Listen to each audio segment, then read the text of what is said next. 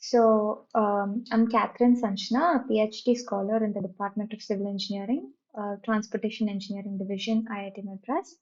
I'm a PMRF PhD scholar, and I will be taking this live session between 6 p.m. and 8 p.m. every Monday.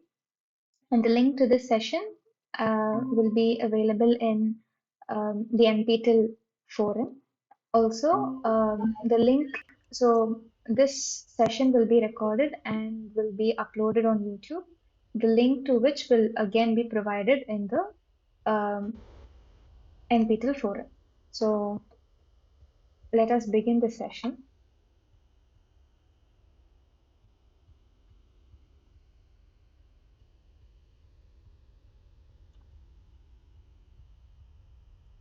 I will share my screen.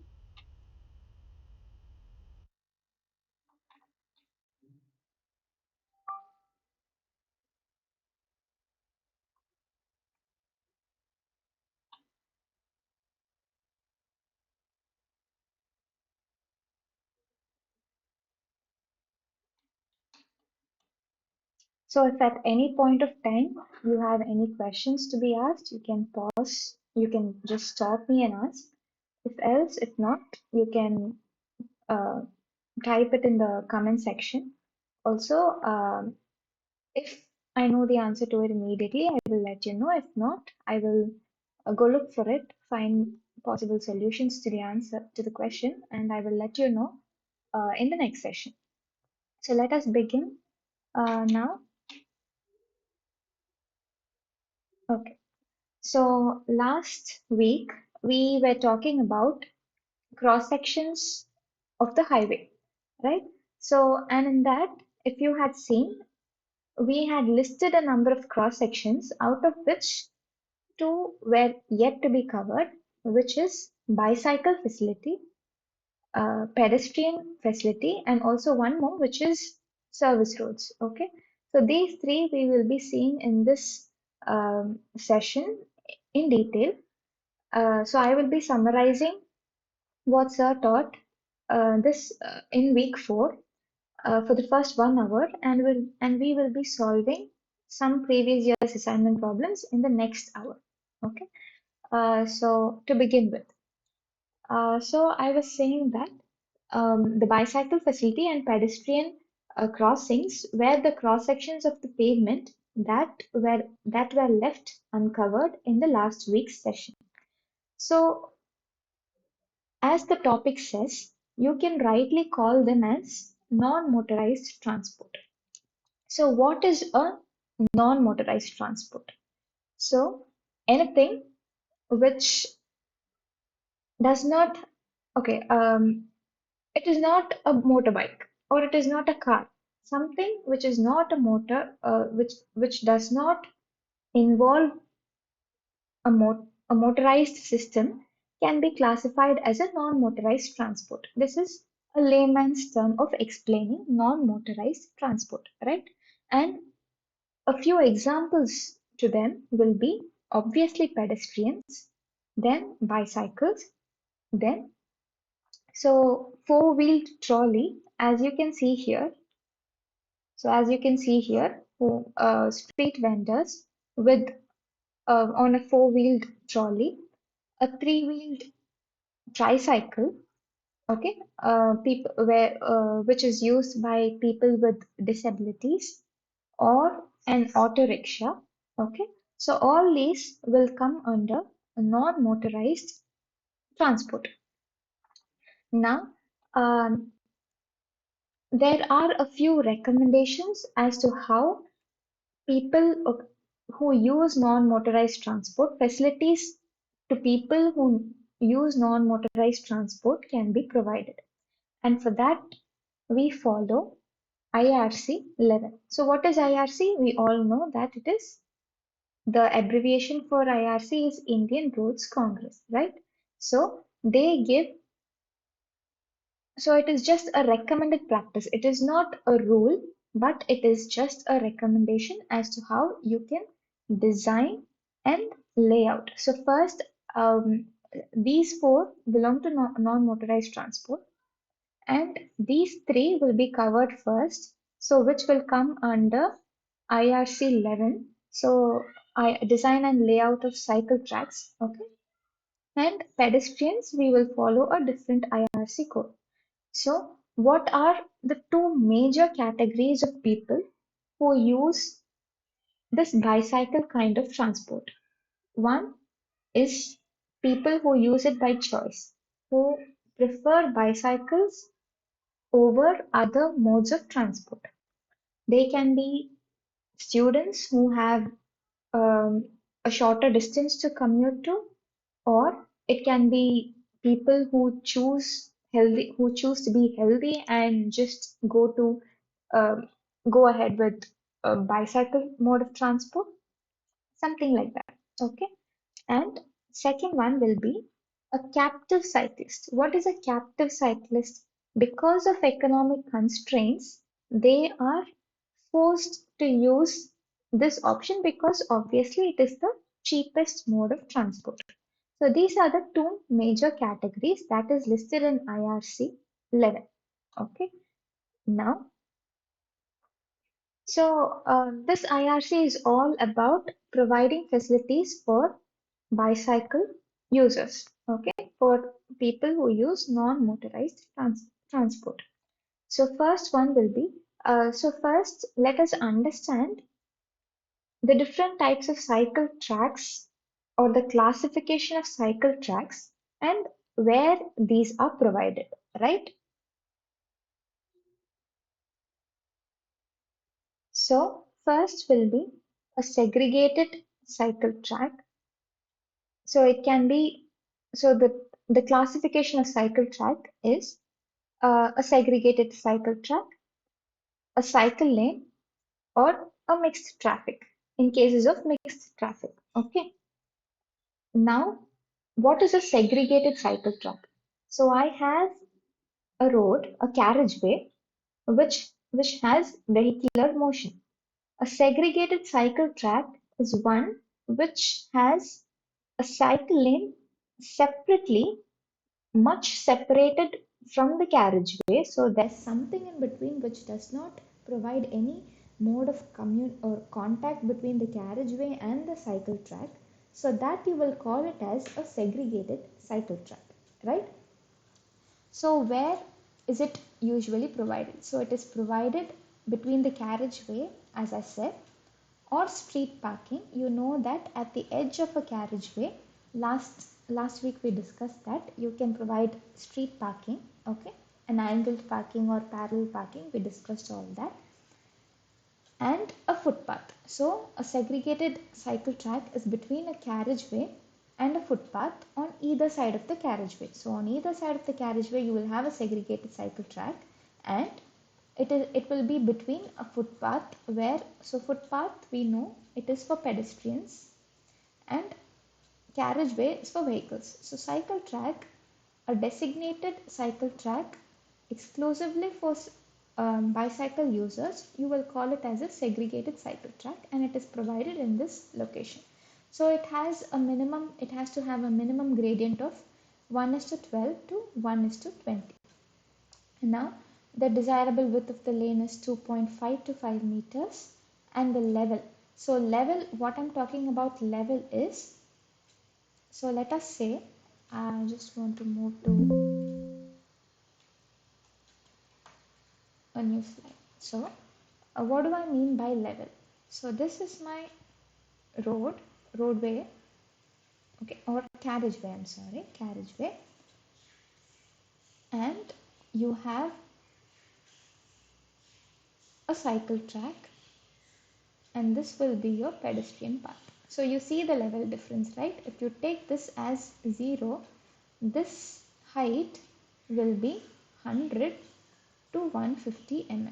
So this is the level difference which is provided for a segregated cycle track, right? And sorry, 50 to 100 mm. Okay, so pedestrians will be at 150 mm. So this is 150 mm, but whereas this cycle track is 100 to 50 to 100 mm. Okay, and where is it provided? Okay, so, and if you see the heading, This is usually provided on arterial roads or subarterial roads. Okay, and you have also a condition for minimum width, not a condition but a maybe a recommendation. Okay, so this is what segregated cycle track is all about.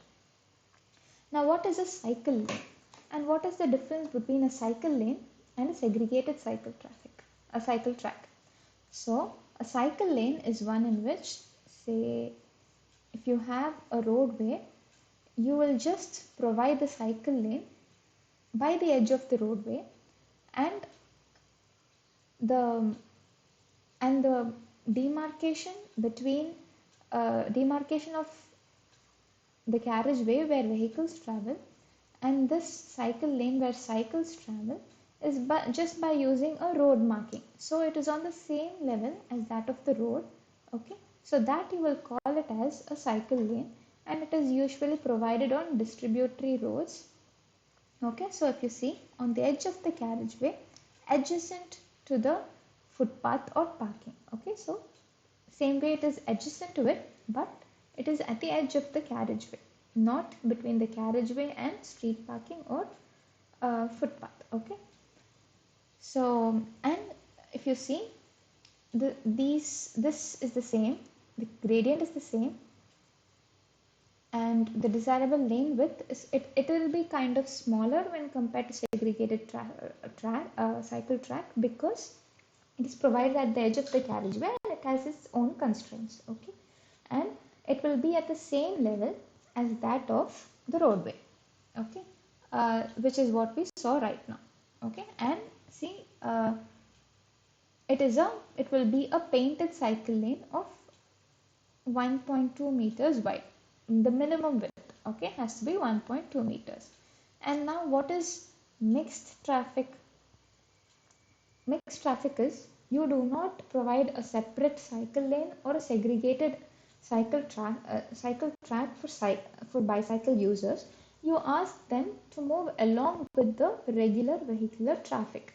Okay, this can be a problem because this might not encourage people to use cycles because of their concerns regarding safety,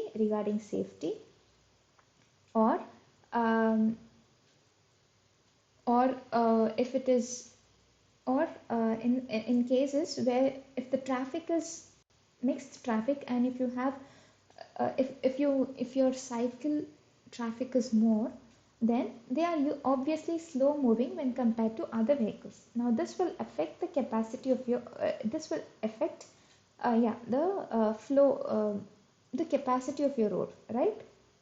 Because the, their movement will affect the vehicular traffic behind them. So this is a problem, or but in case of access roads, so access roads is what it is just it provides access to a higher type of road, right? So for such cases you may go with a mixed traffic, and you can say that I will not provide a designated cycle lane or a designated segregated cycle traffic for bicycle users. Okay, so this is the cycle infrastructure based on the type of road. Okay, now what we saw is we saw the same thing like adjacent. So this is the classification of cycle facility that I mentioned with respect to the type of the road. Here I'm just going to give you the types of cycle facilities, cycle infrastructure, the classification. Okay, so first one is adjacent cycleway, which is nothing but the cycle lane that we saw in the previous slide. Okay, so you have the carriageway here, and you have maybe this is the footpath. Okay, and this is your cycle lane. So the demarcation is provided by this white line. Okay, just a road marking, nothing else. So this is, and if you see, it is at the same level as that of the carriageway. Okay, right. Now what is so you have something, so we saw segregated also, right? So this is my carriageway here, you have a separation here. This can be maybe your footpath, or maybe this is your footpath, and this can be your verge, which we saw in the previous um, week. And you have a segregated cycle track exclusively for cyclists, which is completely separated from the carriageway.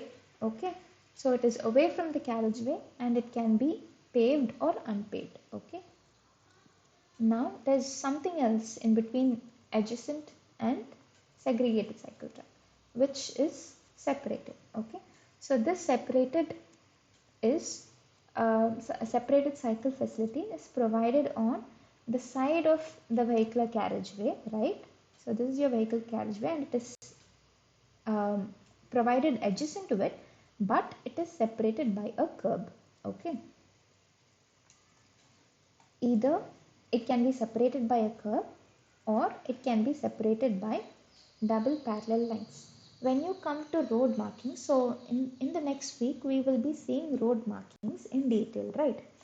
This double line road marking is different from a single line road marking, and we will see its significance in the next week. So as of now, just remember that this cycle facility is separated either by using a curb or a double line road marking. So if you want me to just say give an outline of this double line, it simply means that strictly you cannot pass to the adjacent facility. So if you're traveling in the carriageway, if you see a double line, you should not cross that facility. So in this figure, you can see that it is provided with a double lane in between. Okay, which means that you cannot go to the adjacent facility. So uh, that is the meaning of this road marking. Okay.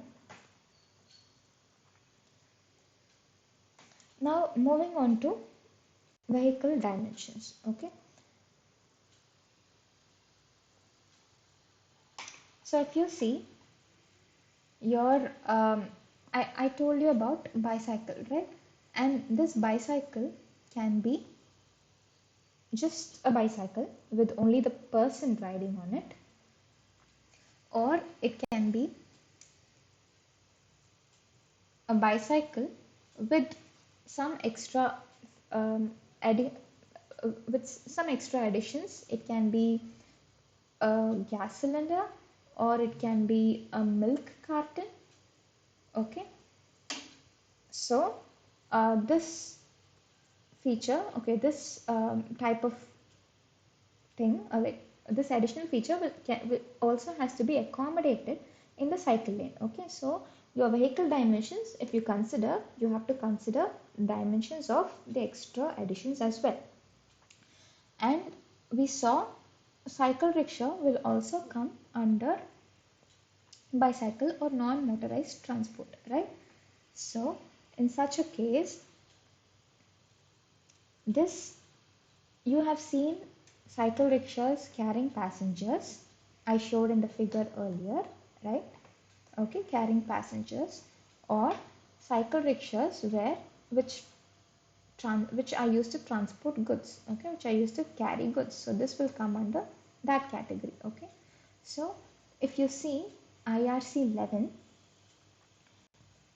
the detailed vehicle dimensions for each of these cases. See, uh, this one is adult touring bike.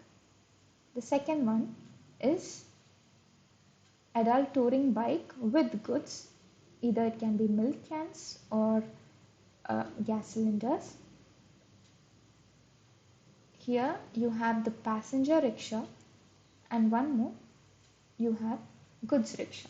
Okay, so the detailed dimensions of each of these vehicles or bicycle facilities is given in IRC 11. Okay, this should be considered, or this should be kept in mind while you design the width of the cycle tracks. Okay,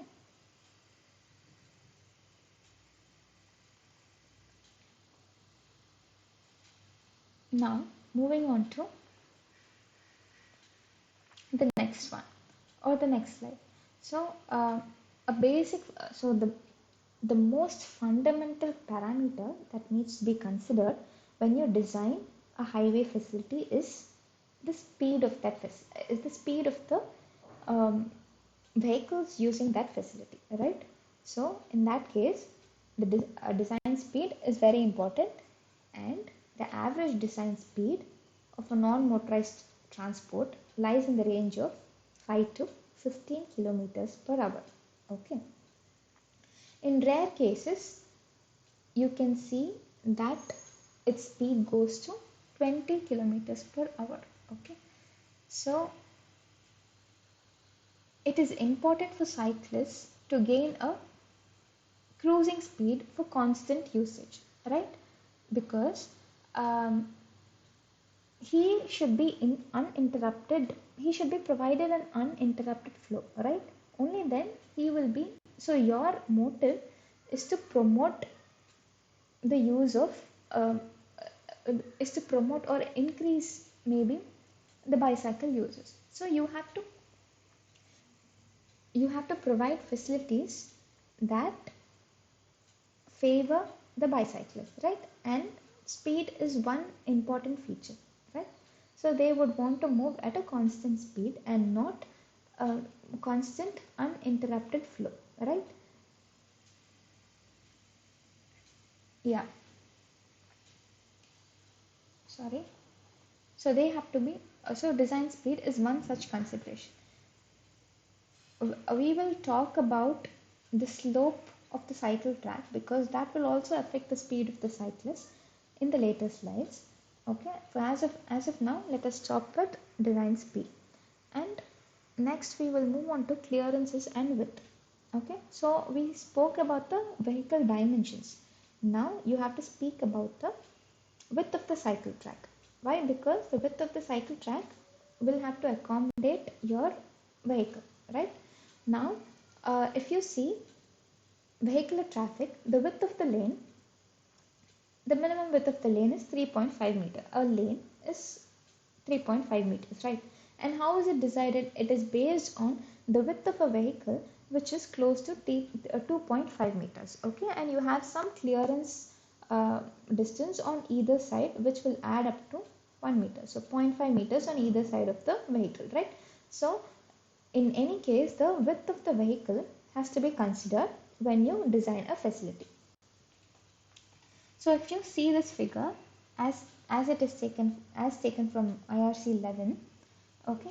So W is my width of the vehicle, okay. So total width as per cycle type. So this is my W. So what is A? A is the total clearance from obstacles of height 0 to 50 mm. Okay, so A will be the distance of,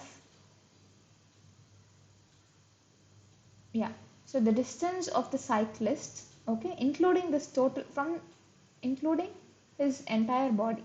So what is the distance from this cyclist to the obstacle of height 0 to 50 mm? So that is A.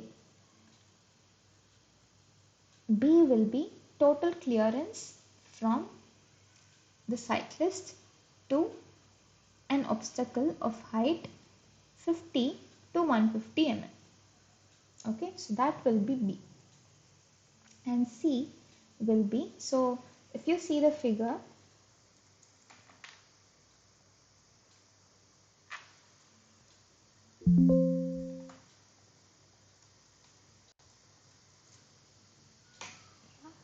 let us see this figure closely. So if you see this figure, W is my width of the facility, width of the cycle type, right? So this is my W. It goes from this edge to this edge. Similarly, W for this rickshaw, passenger rickshaw, goes from here to here, and W of this goods rickshaw goes from here to here, right? Okay, so this is my W. If you see A will be the distance from this edge to the obstacle. That is why You have for adult touring bike and adult touring bike with goods, you have A to be 0, right? Now, B will be,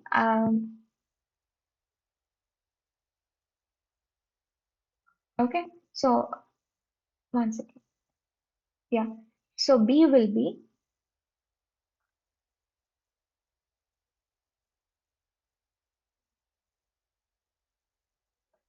just a second. Yeah. So B will be the distance of this from this edge to the to an obstruction of height which ranges from 50 to 150 mm, right? So that will be your B. And what is your C? C will be the distance from this edge to any fixed obstacle, such as poles. You can have your lighting poles or your billboards. Okay, so that will be your C. If you see this, if you see this will have more distance because see, I just want to get it clear. I am not going to talk about the numbers, but I'm going to make you have a feel for those numbers, right? So if the height of the obstacle is 0 to 50 mm, it is not going to affect the cyclist in any way. So you need not provide any distance from the cycle, right? So this is what they mean. If the cycle, if you go to adult touring bike also, see for 0 to 50 obstacle, it is not going to affect the movement of the cyclist. So the distance can be 0. Whereas if the obstacle has a height of 50 to 150 mm, it can have, see, it can have, it can disturb the cyclist's motion, such as it can hit his leg or it can hit the goods leg, okay, maybe the cylinder's leg or cylinder's bottom. So in such case, you have to, it means that you have to provide a distance, a considerable distance for the cyclist from the obstacle. Okay, and if you see for an adult touring bike, it is only 125, whereas for a cyclist with a cylinder, it is 325, right? Because he has an extra obstacle which is at a lower distance than his leg. So an extra distance has to be provided. Now, if you go to C, this C is an obstruction which is all the way up, maybe even till his height. So, in such a case, you have to provide an even more wider distance, right? And the fourth obstacle will be from the person's edge to the wall. Okay, if there's any wall here, that distance you will call it as D, and it has to be so it is at an even higher distance. Okay, so this is the width. So this is the minimum clearance that you should provide when you plan to design a cycle track. Okay, so these are just recommendations. Okay, you can it is that so it is important that you provide a minimum of these values, and also um, I did not want to just tell you about the numbers, but in order to let you have a feel for those numbers, I just went ahead with comparing A with B, or um, this vehicle with this vehicle. Okay, that is what I wanted to do when I showed you this slide. Okay, and moving on to the next topic, which is illumination. Yeah, so illumination, we know that a cycle path. So everywhere on the roadway, we would have seen a street light, right? But you would have seen that two street lights would be obviously they are placed one after the other, but it is based on some guideline saying that the horizontal illuminance. So it is based on the illumination that it can provide on the road. Okay. So these are a few recommendations. What I will call it as a horizontal illumination is, so this is your source of light, right? And it will fall flat on a surface. This you will call it as a horizontal illumination. Okay. And this horizontal illumination has to be a minimum of 40 lux. Okay. At this point, it has to be 40 lux. And lux is the unit of illumination, right? Illuminance. And what is vertical illuminance? Now imagine that there is a wall here. Okay. And this light will obviously fall on the wall. And at the height of, so as per this guideline, at a height of 1.5 meters, the illumination should be a minimum of 20 lux. Okay, so this is the recommendation. So your source of light has to have that much power that it gives the recommended illumination. Now, spacing of luminaire to luminaire. What is luminaire? Source of light is luminaire. So, spacing between these street lights is maximum of 20 meters. You cannot go beyond 20 meters. The height is 6 meters. Height of the street light is 6 meters. And this you will call it as bracket. The extension you will call it as bracket, and it should be 0.5 meters. So, these are the recommendations. And type of lamp, it is mentioned in the code that it has to be a metal halide. Okay.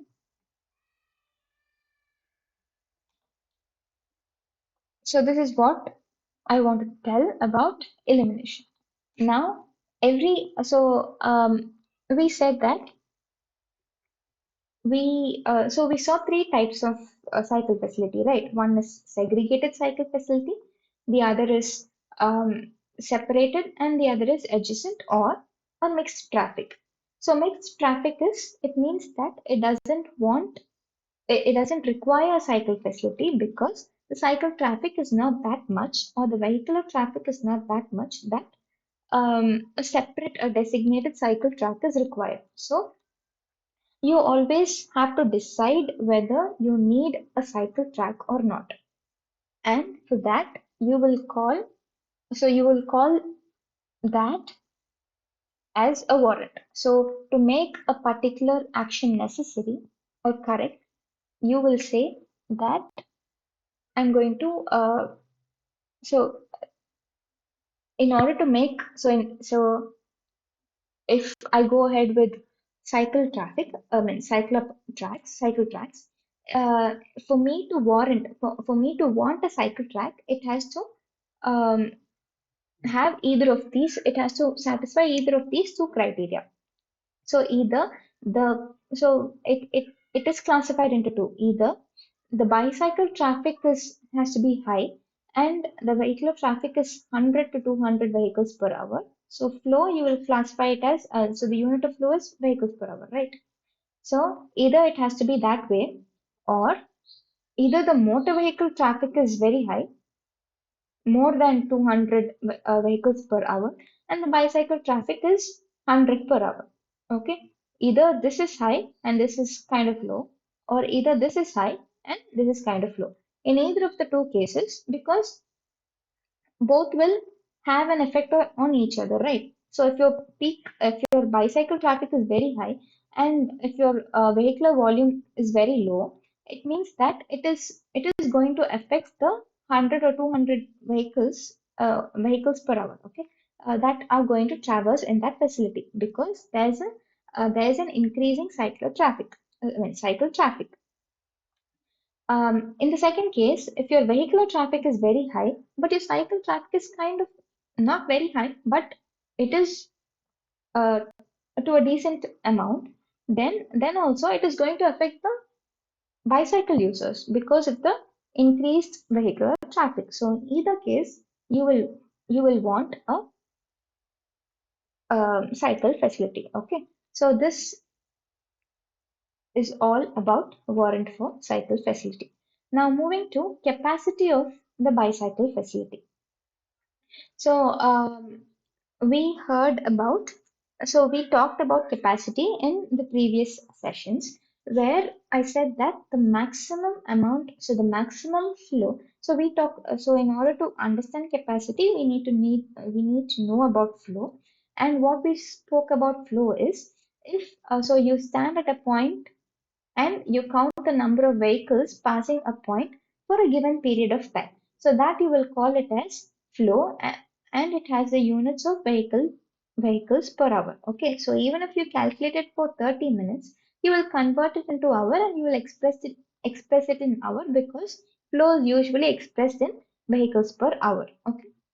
Now, what is capacity? The maximum number of vehicles that could cross the section for a given facility, for a given roadway, that you will call it as capacity, right?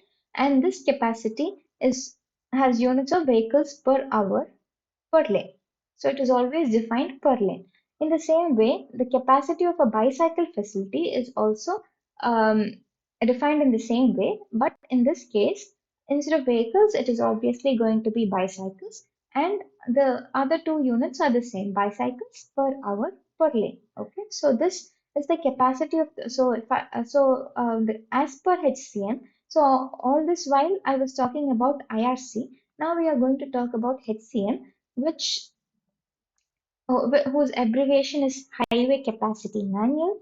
And as per this Highway Capacity Manual 2010, the capacity of a two-directional uninterrupted flow is 1600 bicycles per hour per lane. And for one directional uninterrupted flow, it is going to be 3200 bicycles per hour per lane. And there's something so there's one more new term called saturation flow rate of 2000 bicycles per hour per lane. So at this moment I want to explain what saturation flow rate is. Okay, so what is saturation flow rate and what um, how will you find out this saturation flow rate, right?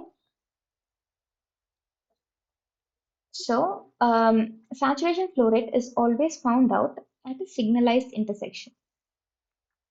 Now say I have a signalized intersection.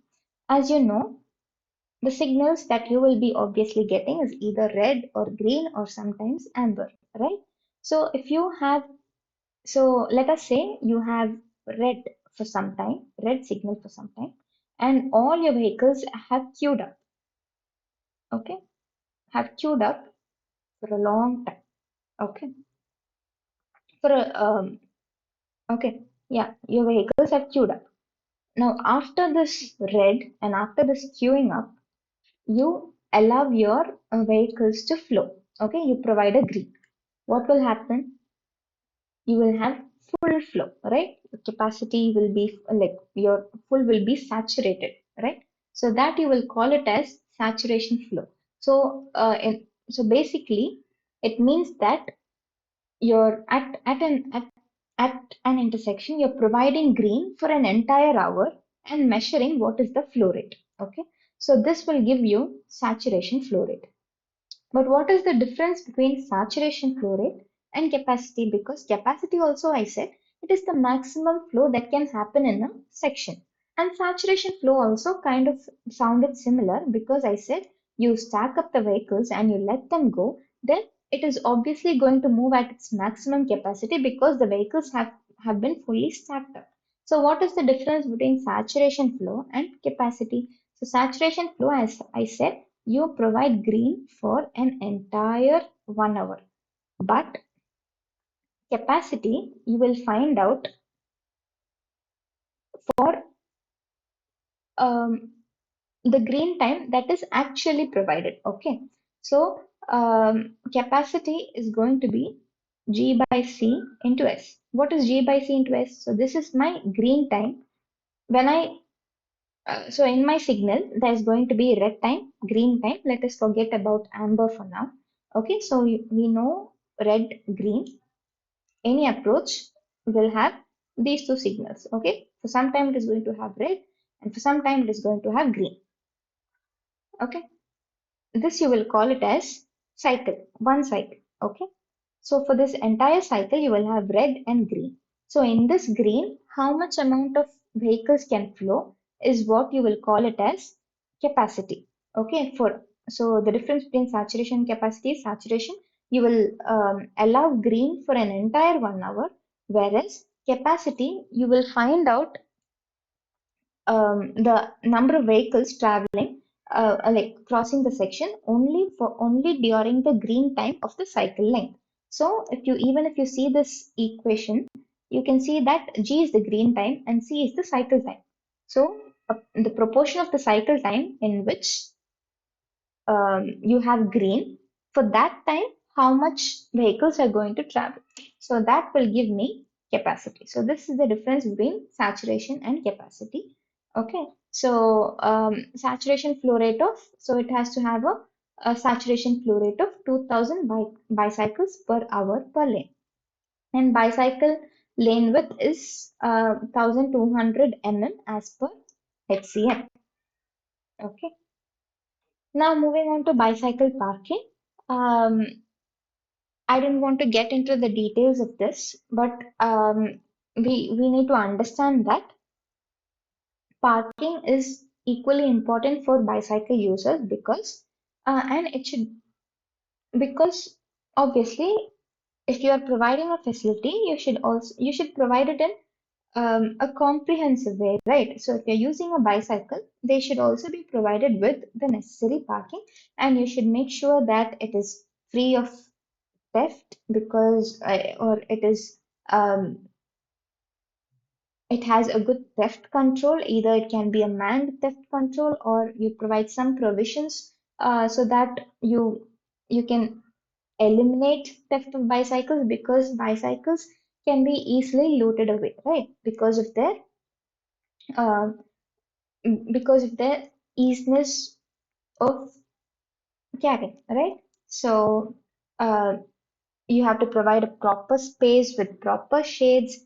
Either it has to be manned or unmanned. So you have to um, provide bicycle parking, and there are various types of bicycle parking.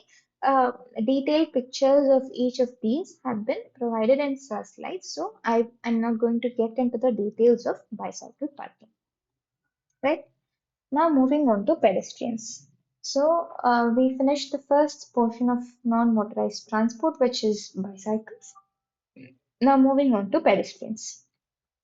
So pedestrians, we've heard about pedicure, we've heard about manicure, and we know very well from pedicure, we know that so pedicure is something done on the foot, right? So ped stands for foot. So this is a common term which we know. So pedestrian stands for foot and sorry, ped stands for foot, and people who travel on foot we call them as pedestrians. So it is derived from Latin term which is pedester and which means going on foot. Okay, so this is just some trivial information which I wanted to add. And so now moving on to the exact definition of pedestrians as per Highway Capacity Manual. So pedestrian is defined as a person who walks, even sits or stands in public places. So um, either the person has to do either one of these three options, or he has to have a mobility aid like walking stick as shown in this figure, or you move in a wheelchair. Okay, so people who either walk on foot or have an aid for walking, you will call them as pedestrians. And as we saw, for bicycle facility, we followed IRC 11, right? But here for pedestrian facilities, it is going to be IRC 103. So in the same way, They are just going to give you guidelines, right? And not strict uh, strict rules for you to follow. It is not a rule, but it is just a guideline. Okay.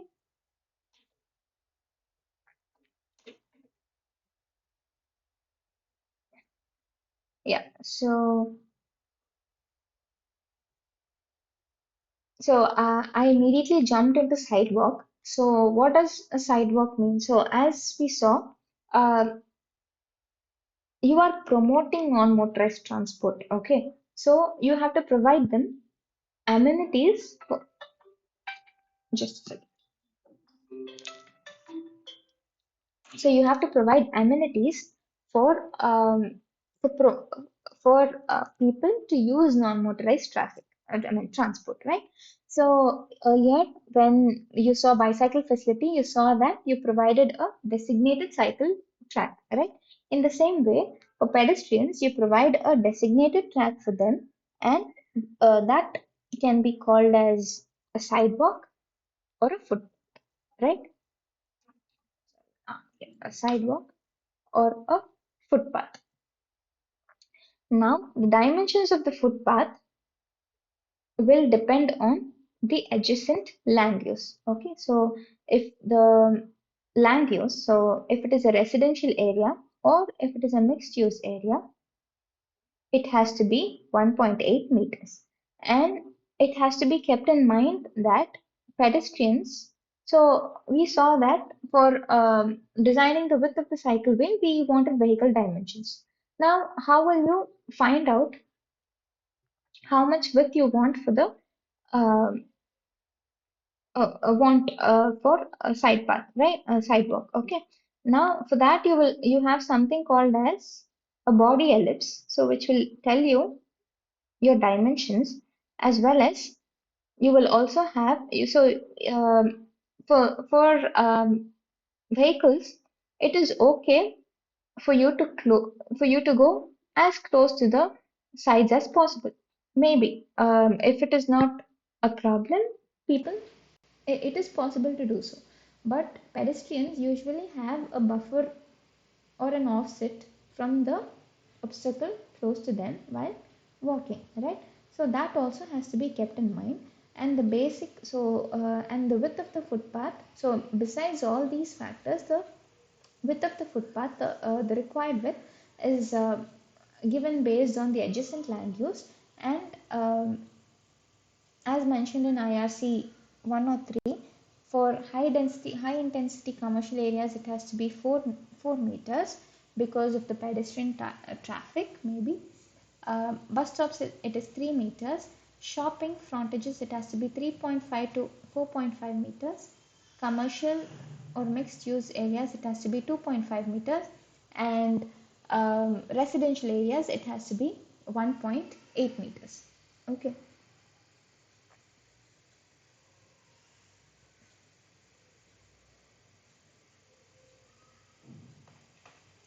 And so if you see this figure,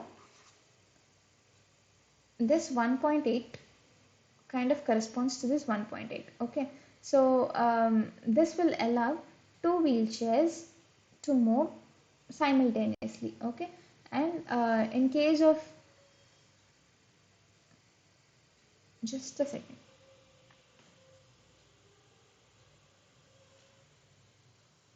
yeah, um, and um, this also comes with the level of service, right? So vehicular traffic, whenever you provide a facility for a vehicle, you say that it has to be for at a level of service of B or C depending upon the importance of the roadway, right? Now, for pedestrians also, depending on the pedestrian traffic, depending on the pedestrian flow rate, you will have a level of service associated with it.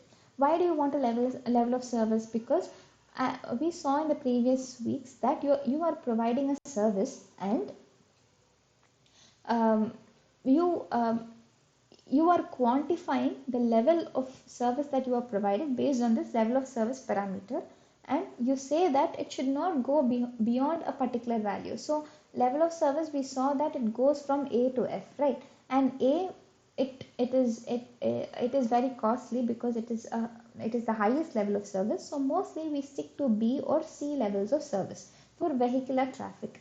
In the same way, for pedestrian traffic also, you will have something which is called as level of service. Okay, so if you see level of service, as I said earlier, it goes from A to F. These figures given in IRC 103 should give you an idea of how each level of service is given. Okay. So, as you know, level of service is to quantify the efficiency of the service that you have provided, right? Uh, for the service that you have provided or the facility has provided. Okay, so for pedestrian traffic, the level of service will depend on the width of the pedestrian footpath, the width that we saw earlier, the surface. Okay, so the width, surface, obstructions, encroachment, and continuity. So if you have any obstructions or encroachment in between, it is going to obstruct the flow of your pedestrians, which is obviously going to affect the level of service. Like it is going to affect the pedestrian traffic or pedestrian flow.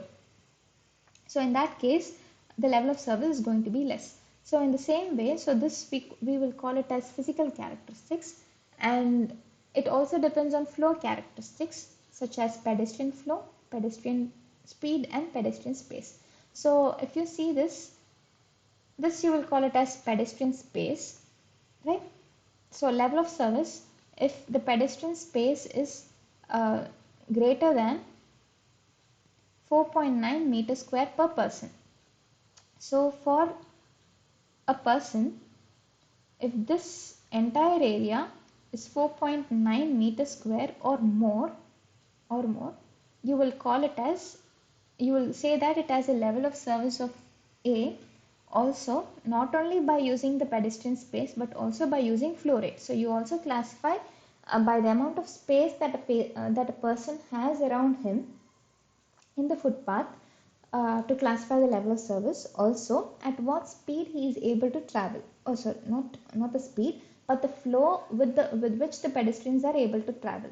So, flow, we saw it has units of vehicles per hour per lane. In case of uh, vehicles, or bicycles per hour per lane in case of bicycles. In the same way for pedestrians, instead of bicycles or vehicles, it is going to be persons, and for pedestrians you are not going to take in units of hours, you will take it in units of minutes. So pedestrians per minute. Okay, so this along with the pedestrian space is going to give you level of service. So as I said, for level of service A, for a single person, if the area around him is 4.9 meters square or more, you will say that it has a level of service of A. Okay. So if you provide a level of service of A, your walking speeds are maybe high, and also conflicts between the pedestrians are very unlikely. Okay, so moving on to level of service of B. In the same area you have, right, two persons, which means for a single person the area has reduced. Okay, so the entire area you find out and divided by 2, so that will be the pedestrian space available to a single person. So if this space is between 3.3 to 4.9 meters square per person, and also, so here I told you that the flow rate will also affect, but I did not mention the flow rate. So if the flow rate is less than 12 person per minute, okay, the flow rate is less, then I will call that it has a level of service of A.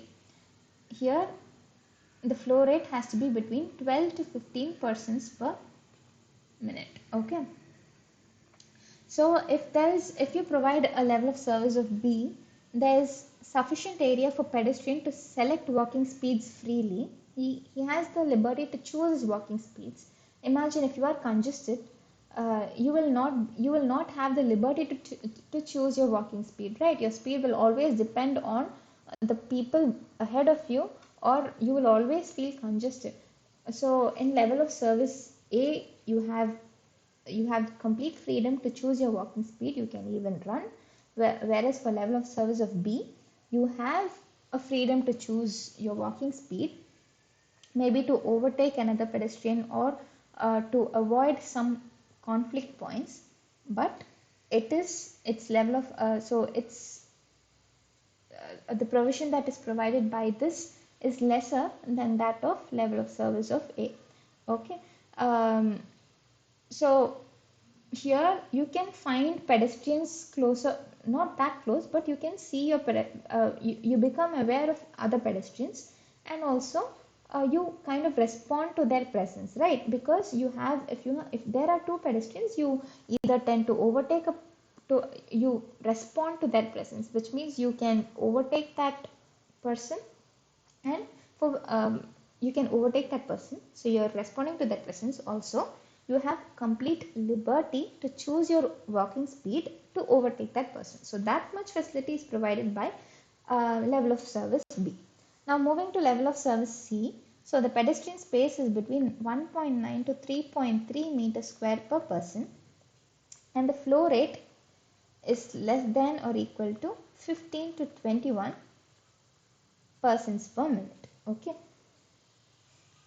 So when you provide level of service of C, you will have enough space for normal walking speeds for bypassing other pedestrians in unidirectional streams, right? When you are moving in one direction, you will have kind of sufficient space to bypass a pedestrian, and you will be traveling with a normal walking speed. You will not have the liberty to choose your walking speed. Okay. So when you provide a level of service of C, if you have bidirectional streams, that is, if you have people coming in the opposite direction, there are chances of minor conflicts or reduction in speed or flow rate in that area, right? So this is what level of service of C is all about. Moving to level of service D, the pedestrian space is between 1.3 to 1.9 meters square per person, and the flow rate is less than or equal to 21 to 27 persons per minute. Okay. So at level of service of D, the freedom to select your walking speed is restricted, and you cannot bypass another pedestrian as and when you want. So that is also restricted. So if and and if and if in a case you have a reverse flow, that is a bidirectional flow, you have high probability of a conflict with the other person, and you cannot be walking with a constant speed. There will be a need for you to constantly keep changing your speed depending upon the pedestrians around you, right? Now moving on to level of service of E.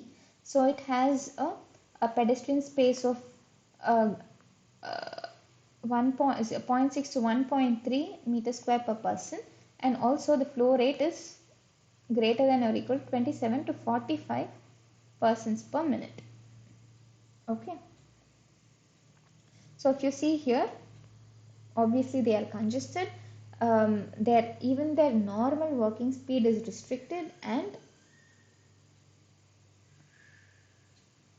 um, yeah, the normal walking speed is restricted, and you have extreme difficulties in case of bidirectional movement. Okay.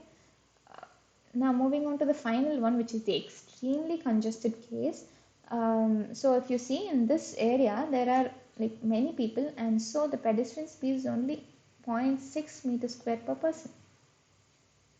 Okay, so each person will have 0.6 meters square or less than 0.6 meters square. Okay, the area available for that person in the pedestrian footpath. So the walking speeds will be severely restricted, and if you see reverse flows, that is bidirectional movement, is completely impossible, okay, is virtually impossible, okay.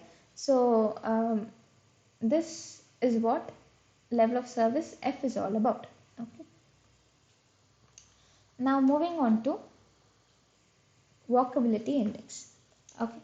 I would have skipped some portions in between. We will cover that when we see the when we solve problems in the end, okay.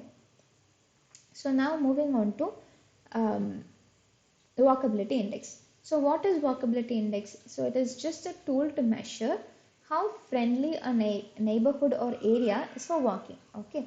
So if you have a high walkability index, it means that you're promoting pedestrians a lot, and it is a healthier option, or healthier for both the environment because it does not involve pollution, and also it is healthier for the pedestrians. So it the okay the I'm sorry.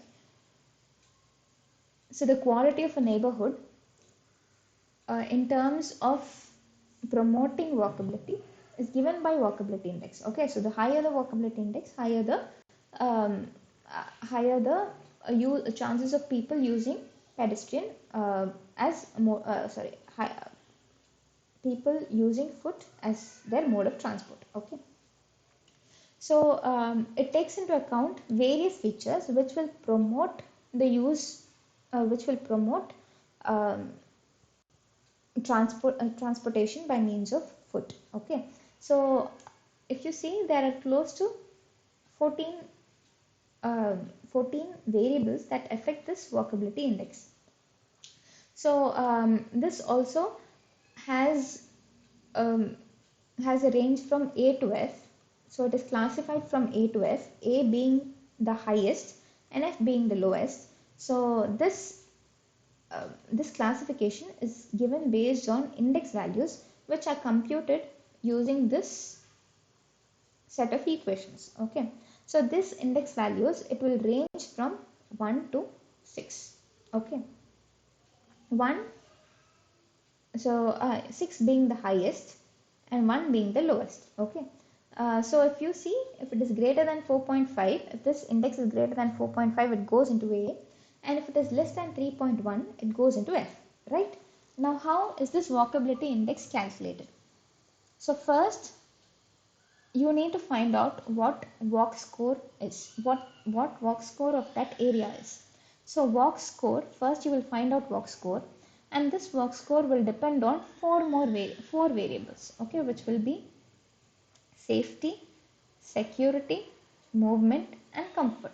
So all these are essential for pedestrians, right? A pedestrian requires safety, he requires security, he requires a good flow, and also he requires comfort while traveling. Okay. Um, so this walk score is based on these four major variables. But so how will you define safety? Obviously it has to depend on some other parameter, right? Say I feel so let me put my shoes so let me put myself in the shoes of a pedestrian, and say and say that I will feel safe if I do not feel that I will be hit by a vehicle, which means that I will feel safe if there are no much vehicles in that area, that I will that I get feared uh, of the chances of getting hit, right? So safety will depend on what, as per me, it will depend on traffic volume, and it will depend on traffic speed, right? Now, in the same way, each variable will depend on many factors. So what will security depend on? So say that if the area has proper lighting, I will say that I feel secured to travel at night. So I will take into consideration how much lighting has been provided in that area, if sufficient lighting has been provided in that area. So security will be assessed by the availability of street lighting in that area. So the availability of street lights in that area, or maybe it has a police patrolling service, which can ensure my security, or it has CCTV cameras to ensure my security. So you can keep on adding whatever you feel whatever you feel should come as part of security. Okay. Now moving on to movement. So the surface. Okay. Say if you have a smooth surface, you will. It doesn't mean that you will feel more comfortable while walking. Obviously not, because there's a lack of friction. There's going to be a lack of friction, and you will always be cautious while walking on that smooth surface. You will not walk fast. You will walk cautiously, and the speed will reduce. So it will depend on the surface. Your movement, your speed will depend on the surface. The speed will depend on the width of the facility, or it will depend on the continuity of the facility. What do I mean by continuity? So say I have a pedestrian footpath. Now I have to cross the road. Okay. So it has to be continued by a pedestrian crossing. Okay. So this continuity, this flow has to be there. Okay. For my movement to also be constant. Okay. Or in order to enhance my flow. So in that case, it has to have continuity, it has to have pedestrian amenities, like it has to have trees with maybe benches for me to take rest. So all this will come under facilities. So it has to have pedestrian amenities. It should not have encroachments, because it is going to affect my flow. As I said earlier, it has to have shade, a proper shade. It has to be clean. So all this, yeah, um, sorry, it has to have shade. So all this will come under movement, because all this will affect my movement. Now the final one, comfort. So which is going to give me comfort? If the area is going to be clean, it is going to give me comfort. If it is free of obstructions, it is going to give me comfort. Or if it has, so it should also consider the persons with disabilities, right? So in that case, it has to have facilities for persons with disability. Then that person will also feel comfortable. So all these will come under comfort. So these four major variables will depend on a few other variables. So these are kind of like regression equations, right? So if you just have to substitute some numbers, and you will get the value for walk safety, walk security, walk movement, or walk comfort. Okay. Now once you get these values, you will substitute them in this equation, and you will get walk score. Now as I said, this walkability type will depend on index values, which ranges from 1 to 6, right? But if you see walk score, if you see this equation, it need not end up in values ranging from 1 to 6. So in that case, you have to you have to convert it or normalize it, so that you bring it in the range of 1 to 6. So what you will do, you will take the maximum values that a facility can have, right? Maximum values that each of these variables can have. Say my my I will have a safe walk if my traffic volume is low. Okay, then that is the favorable case, right? So I will consider all the favorable cases, and I will find out one walk score. That walk score will be my maximum possible walk score, because I've taken all possible favorable cases, which is going to enhance the walkability features, the walkability in that area. Okay. So say if I take traffic speed, and if I say that my traffic speed is low, that is going to be a favorable feature which is going to enhance walkability in that area. So I will take all possible favorable values. Let us say police patrolling, it has a good patrolling service. Street lighting, it has a good street lighting service. It has CCTV cameras, enough CCTV cameras. So like that, you go for each variable, find out these four variables. So substitute all those here in this equation, find out these four variables, substitute it in maximum in walk score. In that case, you will find out maximum possible walk score. Now, in order to find out your score index, you will find, so this will be your normalizing value, right? So this is the maximum possible. Now you will find out what is the walk score that any area actually has. Okay, so you have to find out the walk score that any area actually has, not the most favorable cases. Then you will find out the ratio between these two and multiply it by 6 in order to bring it in the range of 1 to 6. So this is how your index values are calculated. Yeah, then moving on to type of pedestrian service and pedestrian facilities. So, not pedestrian facilities, pedestrian crossings. So, pedestrian sidewalk is provided adjacent to the carriageway or adjacent to the cycle path. We saw that already, right? First there was a carriageway, then there was a cycle path, and then there was a footpath, right? So sidewalks are provided adjacent to the or parallel to the carriageway. So if you have to cross the road safely, you have to provide something else for the pedestrians, which will enhance their safety feature, the safety feature, which is pedestrian crossings, and this has to be perpendicular to the carriageway because obviously you're crossing the road, so it has to be perpendicular to the carriageway, right? So you can provide this in two.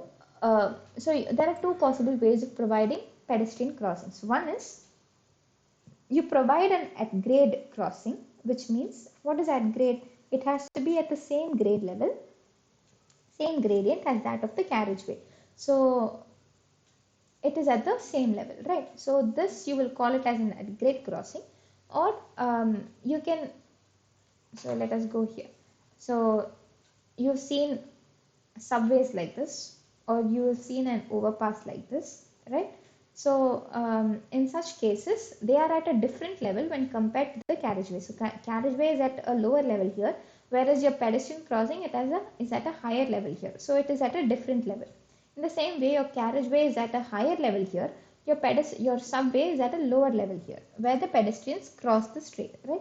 So this you will call it as grade separated crossing because they are at two different grades, right? Now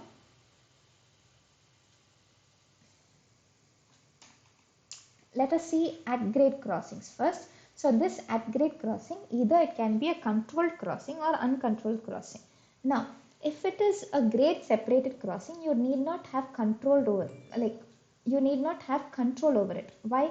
Because you are not going to be affected by the vehicular motion, right? Because whereas if you're moving on a at grade crossing, if you're planning to cross here, you will have to wait till the vehicle crosses. You have to be very cautious before you cross the road. So in that case, if you have a pedestrian signal here, it will be easy for you, right? If you have, say, you can have a push button to say that you're waiting to cross, and you will be assigned a particular duration to cross the road.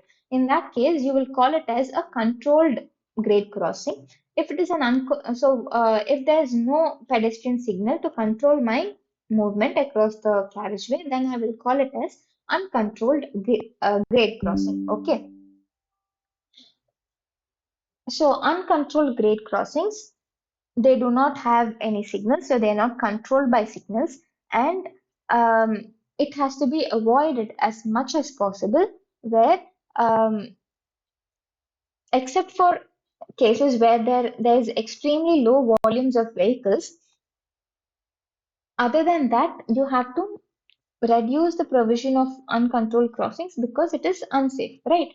uh, and also um, this crossing can either be provided in a signalized intersection. So say you have an intersection, okay, you have vehicular motions and you are planning to cross the road. Then you will have crossings here, okay. Here it can be controlled or uncontrolled because you know to judge, right? Because the vehicles will obviously be getting a red time, and in that red time you will know how to or when to cross the street. Even in such cases, you will have signals for pedestrian crossings, which means that when the vehicles get red, you will get a green. Okay, so that facility is also available. Or else it can be a mid-block crossing. Mid-block crossing is you are nowhere near the intersection. You are far away from the intersection. So what will you do when you have to cross the street? In such cases also, you will be provided with pedestrian crossings somewhere, okay, in the mid-block section. And this pedestrian crossing, this also can be a signalized or unsignalized, that is controlled or uncontrolled section, okay. Um,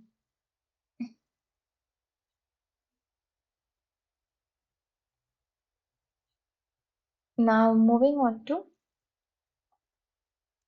speed. Okay. So when Sir was explaining this, he would have talked about speed and um, to design the signal time. Okay. So if it is a controlled pedestrian crossing, you will have to know the speed of the pedestrians on that path. Only then you can give um, give the signal time accordingly, right?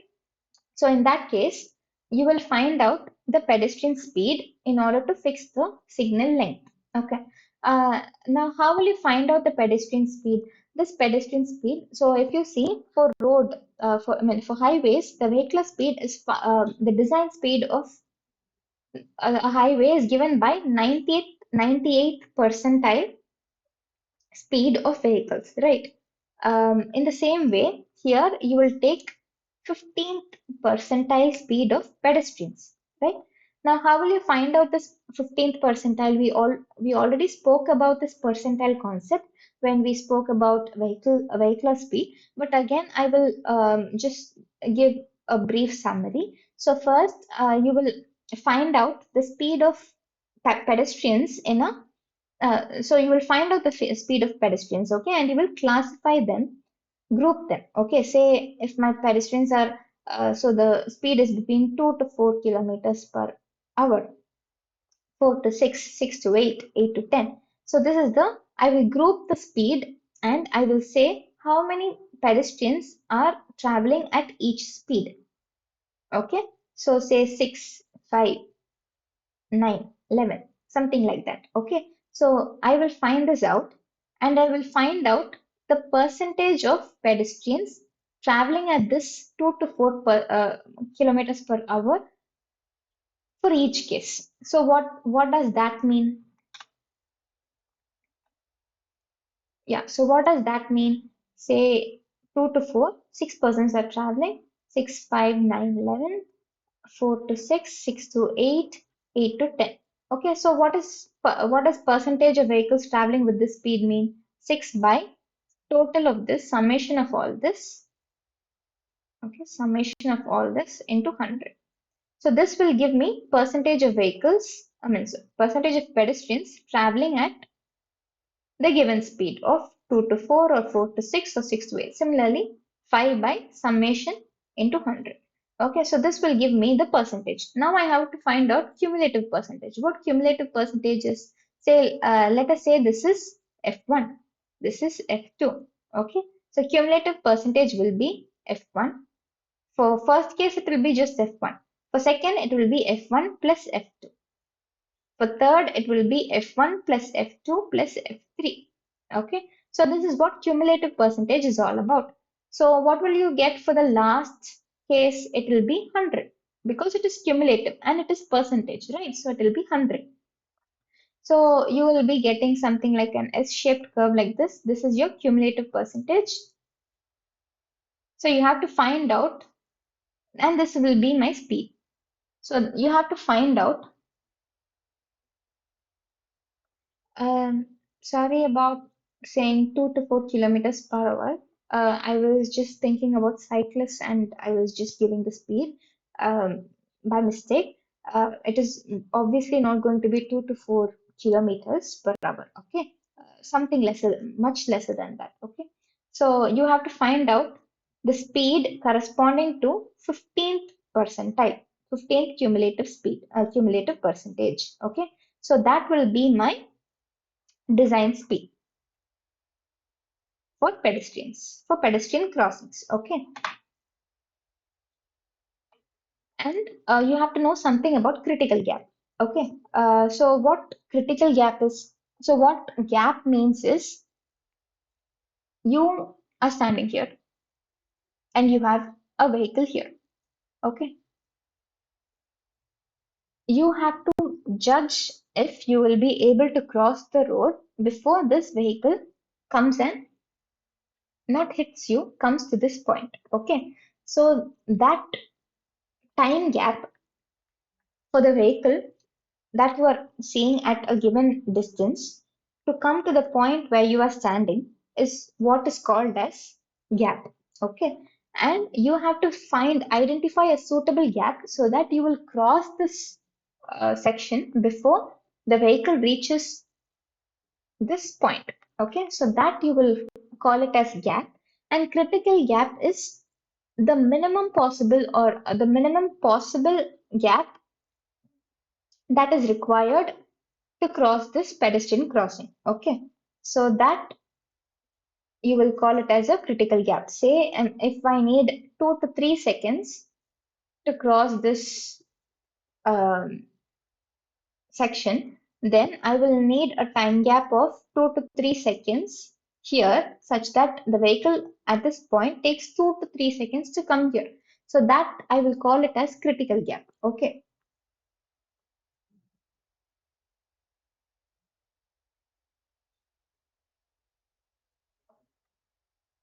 yeah. Um, just a sec. And it is given in Sir slides that regarding critical gap for different types of roadways. Okay, so I just want to reiterate about gap. Gap is nothing but the time interval calculated from the moment the pedestrian will cross. Okay, the moment he will cross until the nearest vehicle moves to the point of crossing. Okay, so if you hear and if you decide to cross, what is the time required for a vehicle that you've seen somewhere here to come to the same point? Okay, so that is what is called as gap, and you have to find out an identical, sorry, you have to find out a suitable gap for you to cross the section, and the smallest gap, or the smallest gap that is required, or that can be accepted by you to cross that section. You say that. Um, Okay, so you say that this much time is sufficient for me, is the least time I can agree to cross this crossing. If not, I will have to, if not, I cannot cross. I will be hit by the vehicle. So that smallest gap, you will call it as critical gap. Okay. So this also needs to be considered while designing the pedestrian crossings, especially a, signalized pedestrian crossing. Okay. Now, and warrants. We saw warrants for bicycle facility, right? In the same way, this pedestrian crossing facility, if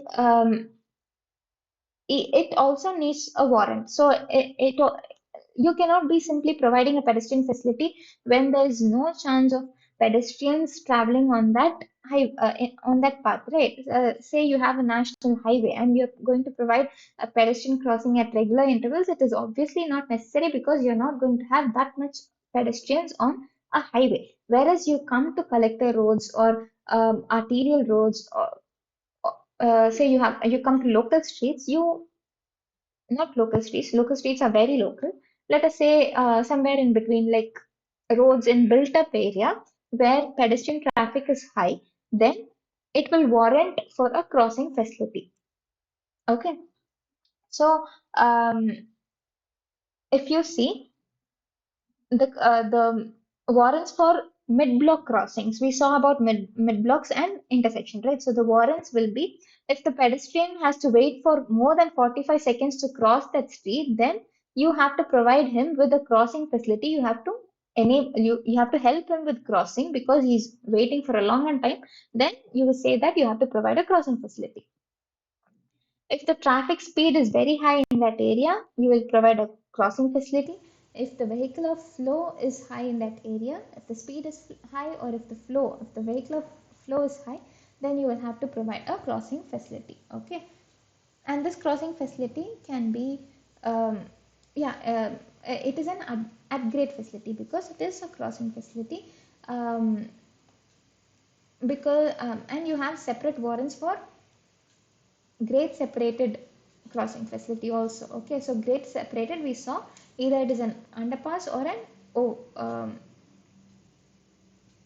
overhead way. Okay, so what are the warrants for grade separated pedestrian facility? So if the vehicle speeds are very high, then you have to go with grade separated crossings. Okay, because if the speed is high, you should not affect the movement of vehicles also, and at the same time you have to provide safety to the pedestrians also. So in that case, you will provide um, a grade separated crossing facility. Okay, and if the vehicular flow is very high, then you will provide a grade separated crossing facility. Okay, so this is all about crossing facilities. Okay, now what we spoke about pedestrians is over. Now we will move on to service roads. Okay, the final cross sectional element. So what are service roads? Service roads is for you to help. So you're traveling on a main road and you have some amenities close, adjacent to you, adjacent to the roadway. Then in order to access those amenities, you will these service roads are provided. Okay, so it helps you to access properties or other destinations that are located along the main road without interrupting the flow of traffic on the main road itself. Okay, so without interrupting, if you have to access the amenities that are close to the roadway, you are provided with service roads. Okay, now we so this I will call it as service roads because this is my main road, and so the heading is service roads, but I've shown you three kinds of roads. So they have slight differences between them. So one will be, so if the main carriageway or highway in the habitation area, so if they are provided along the main carriageway or highway, then you will call it as service road. It will not come for the um, entire length of your main carriageway, but it will be provided for some distance, right? So that you will call it as a service road. You would have seen it on highways as well. Frontage roads are for you to access the main roads. Okay, so these are provided throughout the carriageway, and these help you to access the highway and also leave the main highway and move on to nearby facilities. Okay, they are provided all along the road. And final one is slip road. So slip road is, say you have a road here, and if you see here, you have one more road here at a higher elevation. Now you have to provide connection between these two. So you're traveling here and you decide that you have to go to the right, and therefore you have to choose this elevated corridor. In that case, you are provided with one access lane which you will to connect this road to the elevated corridor. So this road I will call it as slip road. Okay, so there are many features given to it, such as um, what should be the width, what should be the slope, and all that, which we will not get into. Yeah, Prajwal, you have any question?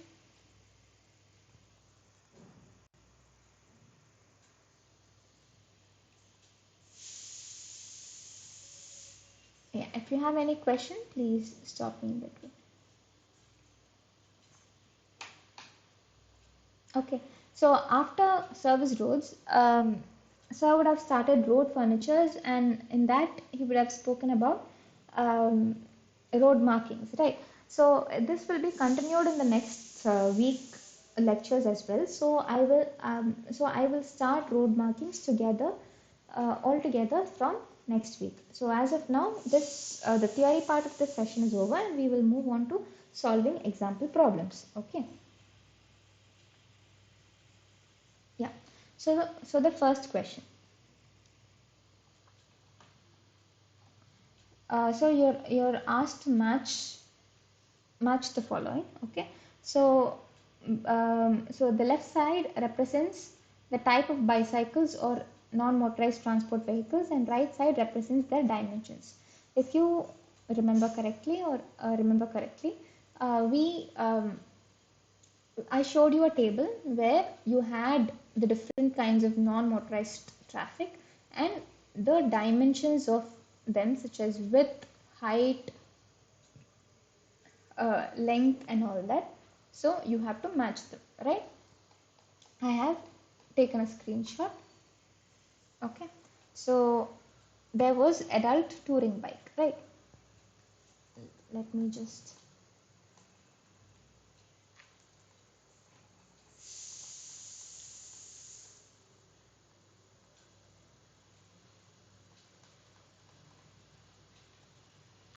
yeah. So there is adult touring bike. So what is the length of adult touring bike? It is 1950. And what is the width? It is 750. So 1, it is B, right? Adult touring bike with goods, it is 1950 and 950. So height spelling is wrong. Okay. For 2, it is E, right? 3, passenger rickshaw, 2200 and 1000. So it is D. 4, goods rickshaw, 2400 and 1220. It is C. And 5, modified goods rickshaw, it is 2600 and 1400. It is A. So if you match them correctly, the answer to this will be C. Right? Now moving on to the next question. So minimum clear side distance, I would like to change this question to 40. Okay. So minimum clear side distance to be ensured on a cycle track which is laid on a gradient of 1:40. Okay. At this moment, I would like to give a homework. Okay. So in sir slide, sir would have mentioned that the side distance required, the minimum side distance required on a level uh, roadway for bicycle tracks is 25 meters, right? If you see IRC 11, they would have shown a calculation of how stopping side distance is calculated. Okay, um, for bicycle traffic. Okay, for bicycle motion. Okay, so in that case, I would like you to have a look at it and see how that is calculated, and if you're getting 25 meters as it is mentioned in the code or something else. Okay, and one more thing. So even in sir slides, okay, sir slides. Um, Side distance, I did not talk about side distance here, but let us go to, yeah. So minimum clear side distance is 25 meters, and for a gradient of 1 in 40, what is the side distance required? It is 60 meters. So that is what they have asked. So what is the side distance for a gradient of 1 in 40? It is 60, right? So the maximum length of a stretch of cycle track at a gradient of 1 in 50 would be what? So um, I said that we will talk about gradients, slopes and gradients later for bicycle facility. So the thing is, if you're traveling on a cycle path, will you feel comfortable if you have an upward slope for a very long time, you will feel tired, right? So not only for bicycles, for any vehicle, this slope, if it has an upward slope, or if it has a slope, it should not be for a longer distance. Okay, after this it has to be cut by a level section. Only then um, it will provide comfort to the driver. In the same way, for a cycle also, for traveling by a bicycle also, you have to you cannot be provided with a slope for a longer distance. Okay, so there is a maximum length for which this slope has to be provided, and after that either you have to change the gradient or make it a level surface. Okay, so they are asking you what is the maximum length of a stretch of a cycle if it has a gradient of 1 in 50. Now let us go see sir slides. Right, so they have asked you what is the length of the grade. Right, here also the length of the grade is given, and they've given an equation for maximum length. So what is the maximum length? It is x square by 10. Okay, where x is 1 in x gradient.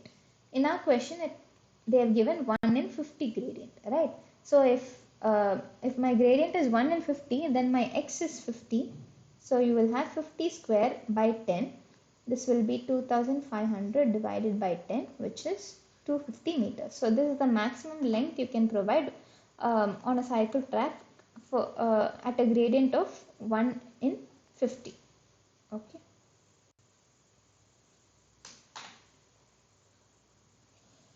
Now moving on to the next question.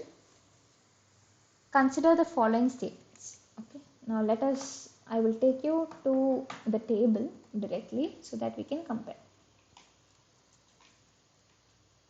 Okay, so they have asked you, and they've given you some statements and asked you to choose the correct statements. Now let us see. On an arterial distributor road intersection, so this is my arterial and this is my distributor. Right, in that case the grade separated facility for cyclists will be provided along arterial road. Is this correct? No, it says that it has to be provided along distributor road. So this statement is wrong. So next, on an arterial distributor road, the grade separated, so it has to be provided along distributor road, which is what we saw. So this is correct. On an arterial access road, so this is arterial and this is access. So if you see, the grade separated facility for cyclists will be provided along an arterial road. Yes, it is correct. So either you can just check arterial axis or axis and then arterial. They seem to be giving the same answers, right? Next, on an arterial access road, the grade separated facility will be provided along access road. No, this is wrong because just now we saw that it is provided along an arterial road. So the answer to this will be only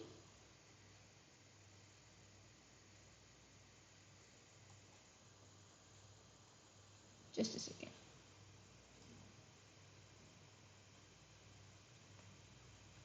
Sorry, it is provided along access road, right?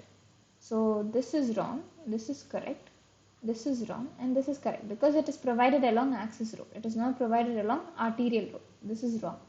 So the answer to this will be 2 and 4 are correct, right?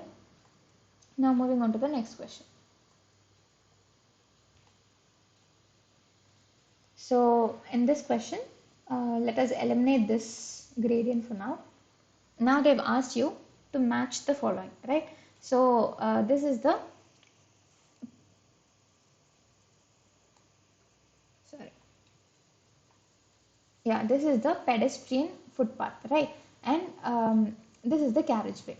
And in order to access this carriageway, you are provided with a ramp because pedestrians also consist of people on wheelchairs, right? So in that case, there is a guideline of what should be the slope of this facility, slope of the sides, which we will call it as flares, and the width of each of these, right?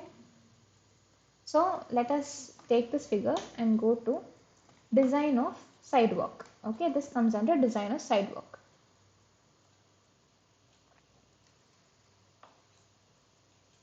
So so first thing is they've talked about the height of footpath curb. So what is curb? Curb is this portion, right? So D is this curb, and this D, they have said that it has to be 150 mm. So let us go and match, right? So D is 150 mm. So D, which is 4, is 1. Okay, so we are matched for 4. Now, what is the width of the sidewalk? Okay, so the width of the sidewalk, they've said that minimum of 1800 and desirable width is 2000. So, yeah, you have 1800 here. What is the width? Width is given by the C. So, width is given by the C. So, C is 1800, which means 3 corresponds to 2, right?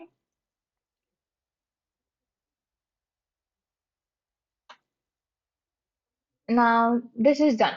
Whatever is there in this slide is done. Now, moving on to what are the other provisions?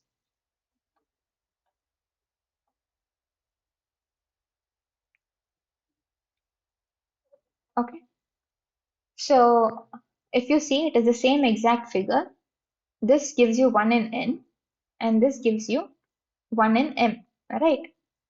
So, they say that the gradient, so the curb ramps, so this you will call it as curb ramps, and this gradient should be should not be greater than 1 in 12, and desirable is 1 in 15, right?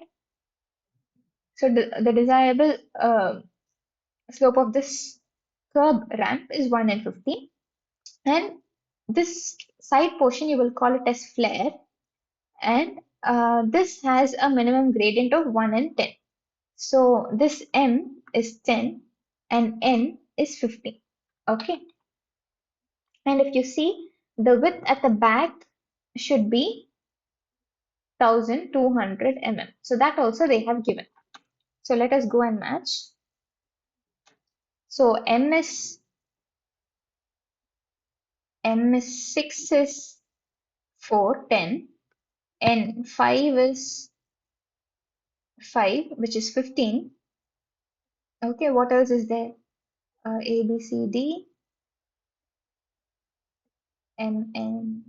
Yeah, B and A are 1200 mm, which we just saw, right? So the answer to this will be C. Okay, now moving on to the next question.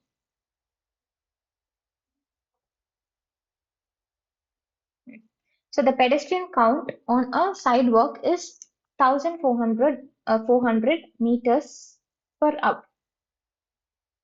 Sorry, 1400 per meter per hour. Okay. Considering the given flow rate, the LOS of the sidewalk as per IRC guidelines is what? Okay. So let us see. Yeah. So level of service as per sidewalk, as per IRC is given here, right? Now you have to find out what level of service this falls under if the pedestrian flow is 1400 per meter per hour, right? So 1400 persons per meter per hour. Now this is given in persons per minute per meter. Now you have to convert it, right? So you have to convert minutes to hours to minute. So 1400 persons per hour per meter will be equal to 1400 divided by 60 person per minute per meter, which will be 23.33 person per minute per meter. Okay, so this will come under level of service of D. depending on flow rate. So the answer to this is LOSD.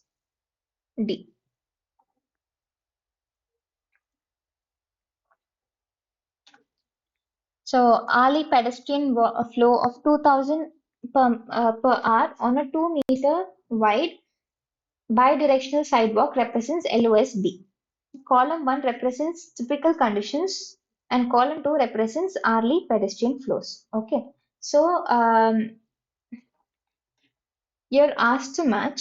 So if you're having a bidirectional sidewalk with a level of service of B for a pedestrian a flow of 2000 per hour.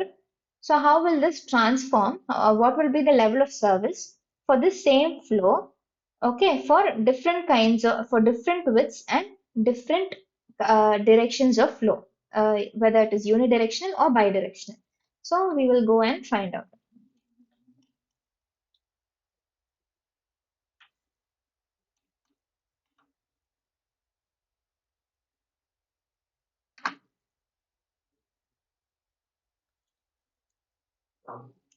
Um,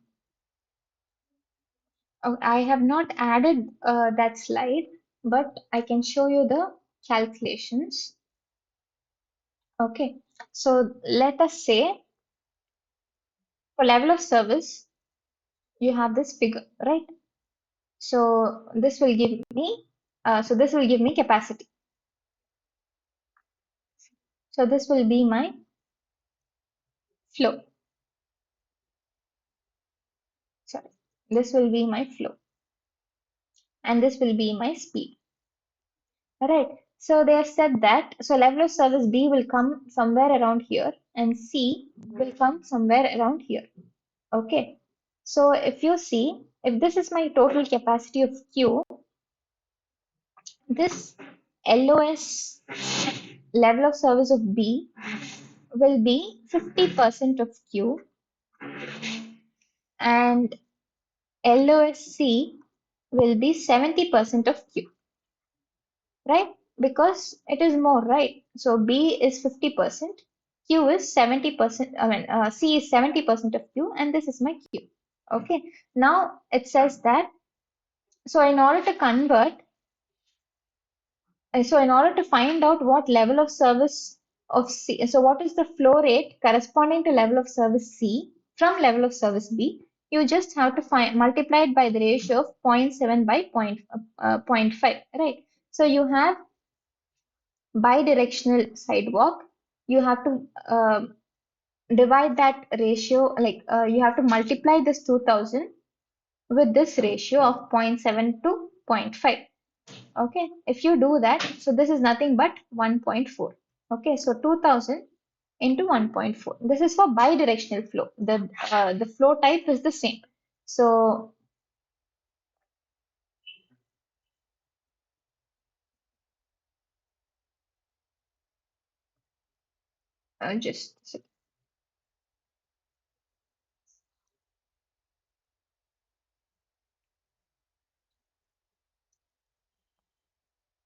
just a second. Yeah, but you don't have bidirectional flow. You have what is what is LOS for, what is the flow corresponding to LOSC for, so we'll go line by line. So LOSC for 2 meters wide unidirectional flow, right? So first you have to convert LOS B to LOSC. So how will you do that? This you will do that by multiplying 2000 into 1.4, correct? So that you will do. Now you have bidirectional in the question and here you have unidirectional. In order to do that, you have to multiply it by 1.5. So the answer to this will be 2000 into 1.4 into 1.5, which is 4200. Okay. Now,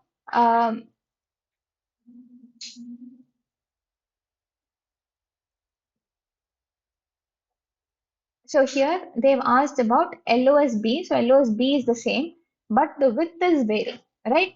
So if the width is varying, um,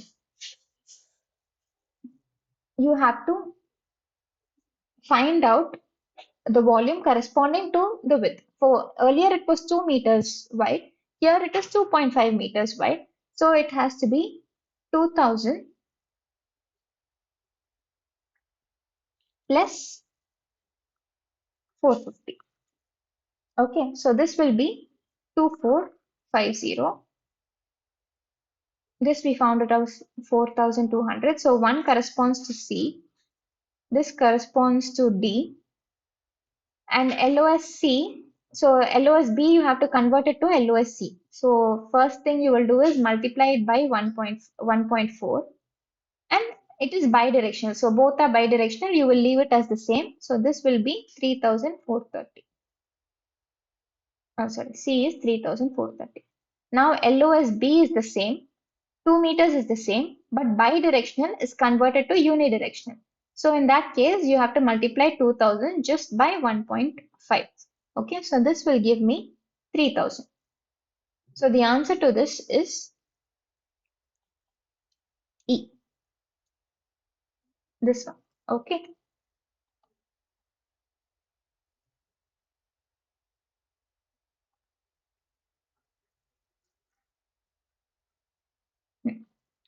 Now, there's some, so after workability index, I would have discussed about quality of service. Okay. So, and that will have an equation, summation I is equals to 1 to 10, AI into BI. So what does that mean? AI is the weightage given. Okay, so each one, so let us say I have a like I have a pedestrian path, and I have to find out its quality of service. Okay, so I have a footpath and I have to find out its quality of service. I determine its quality based on many attributes. Those attributes can be maybe the availability of facilities, or um, say say schools or educational area. So that quality, so how much quality it serves is given by some attribute. Okay. Now each attribute will not have the same weight, right? Because one attribute will have will have more importance compared to other attribute. Let us say I'm taking two attributes. Um, Say one is school facilities, and say the other is just no, let us say one is cleanliness and the other is say regarding safety. Okay. So which one will I give more importance to? I will give more importance to safety, right? So I will give a higher weightage to safety. So this AI, they have not talked about any attribute, but simply they have mentioned attributes as A1, A2 to A10. Now, each attribute has a specific weightage. Okay. And how satisfied are you with that attribute? Are you feeling safe? So you will give some rating to it. Say from 1 to 5, you are asked to give a rating. On a scale of 1 to 5, they are asking you how safe do you feel, and you say that I feel completely safe, and you give 5. Okay, so that rating is BI. Okay, so the combined index obtained by multiplying AI with BI. Say say I have a different facilities, and I'm asking you to give 1 to 5 ratings for each. So one is cleanliness, one is safety. So all for everything you will give say for everything you give no, for safety, let us say you give 1, and for cleanliness you give 5. Okay. If I simply add it up, it means that my facility is safe, but it is not my facility is clean, but it is not safe. That is what that is not what most of us want. We want a safe footpath, right? So even if it has a very poor safety concern, it has to be taken into account by giving something called as weightage. I say that I have to give more weightage to this attribute because this concerns me more. So in that case, you have to give a weightage, and you have to multiply both weightage and the rating that you have, and you have to add it. So this is for one attribute, right? You have to add it up for all attributes to find out what is the quality of service that your footpath is providing. Now, for this, I will multiply 3.88 into 3 plus 3.35 into 4 plus 3.22 into 4 and so on up to 3.87 into 3. Okay, so this will give me 108 point, 108.60. Okay, so it is between 108 to 109. Now they've simply asked you to give you the number, but if you see, each number is associated with an alphabet, with a quality of service, like level of service. Okay, so for 109 to 108 to 109, you have a quality of service of B. So this is what it says about quality of service. So moving on to the next question. The design speed which shall be considered at a pedestrian crosswalk in front of a school shall be minimum of what? Okay. So earlier we saw it has to be 15th percentile speed. Okay. So options C and D are ruled out. Now is it 0.95 or 0.5 meters per second? So if you refer, it is, so the question was about schools, and for educational areas it has to be 0.5 meters per second. Okay, so the answer is B.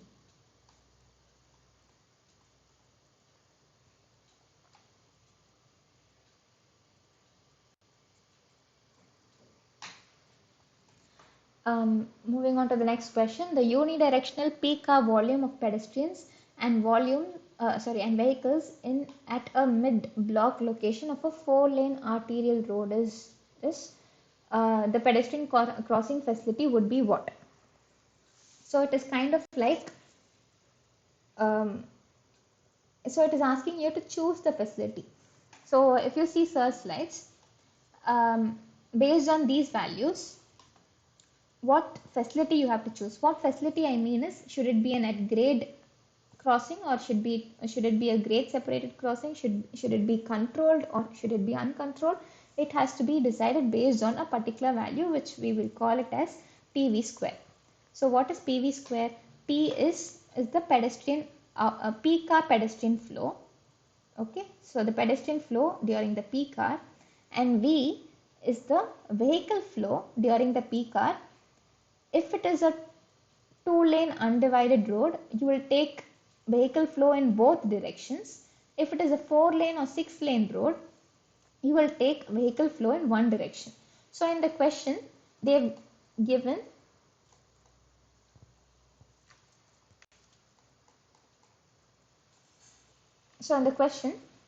they've given a 4-lane arterial road, right? And they've given a pedestrian flow of 788 and a vehicular flow of 7456. Now you have to find out PV square, which is 788 into 3456 the whole square. This is going to give me 9.4 into 10.9. So the value is 9.4 into 10.9. Now looking at this table, just select what facility is required. Okay, so this lies between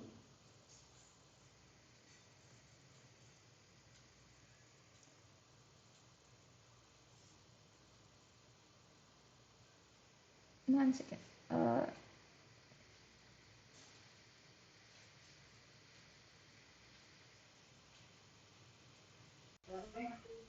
Yeah, this lies between, sorry, you have to look at a 4-lane divided, right? So this lies between 2.0 into 10 power 8 to 1.14 into 10 power 10. So it requires a zebra crossing. So the answer is D.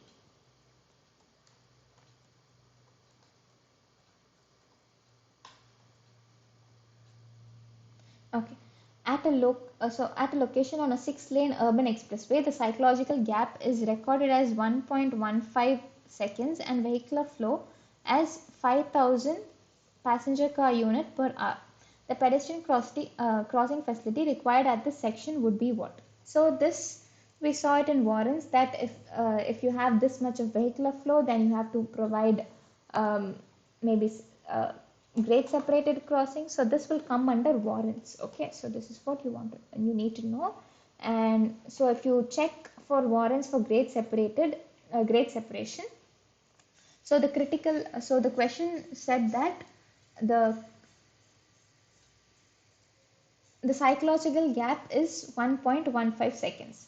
So if you see, if the psychological gap is less than,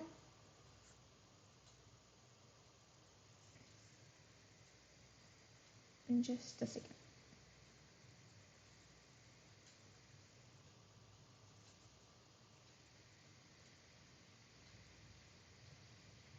yeah, if the psychological gap is less than 0.77 or 0.98 seconds, is it less than 0.77 or 0.98 seconds? No, it is not. So this doesn't mean that it doesn't require grade separation, because if you see this criteria, it has to satisfy one or more of the following conditions. So even if it satisfies one condition, you have to provide any one of these conditions. You have to provide a grade separated crossing facility. So what is the other data that they gave us? It is the vehicular flow is 5,000 passenger car unit per hour. It is a 6-lane urban way. Okay, so for 6 lanes,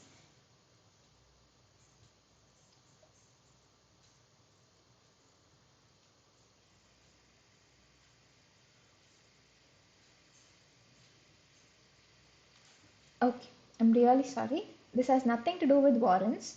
It doesn't satisfy both the criteria. Okay, so if you see, this is 5,000, so it has to be more than 6,300, but here it is only 5,000. So it does not satisfy neither of the two, so neither of the two criteria.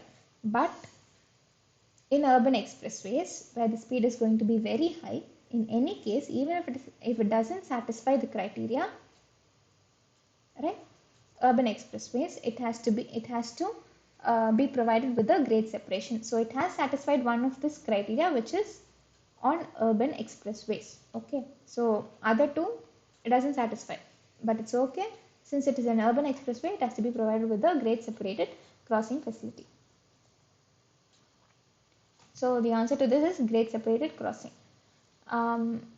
Minimum carriageway width on a service road along a 2-lane and 4-lane highway would be what? So this will come under design. So if you see, for minimum width, this is 5.5 meters.